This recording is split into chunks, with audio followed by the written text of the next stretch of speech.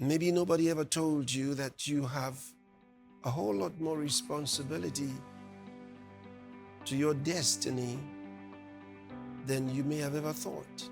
What happens in your life has a lot to do with you, your decisions, your words, your thoughts, the structure of your mind. Most of what your life turns out with is the making of your mind. One of the questions that Jesus posed to the Jews, he said, why do you reason like this? Their reasoning was their undoing. For a whole lot of people, there's where the problem is. Their reasoning. Why do you reason like this? Incidentally, it's not really a question you can just answer and say, well, the reason I reason like this is not so simple.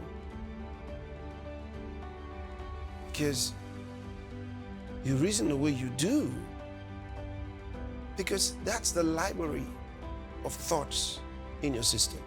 That's what you got. Those are the books on your shelf. You reason the way you do because those are the thoughts that you have imbibed.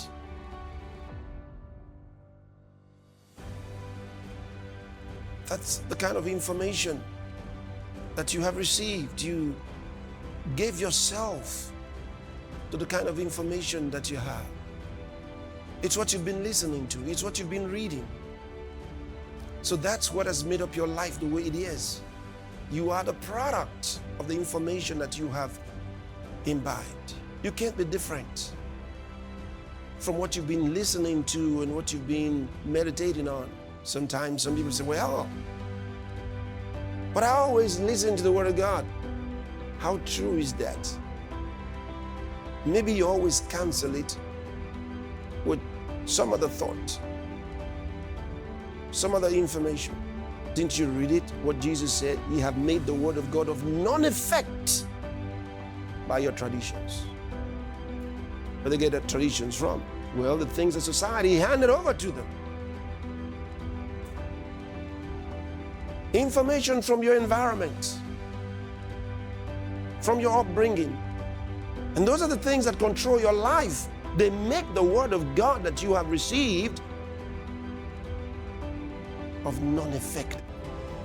This is the Global Communion Service with Pastor Chris.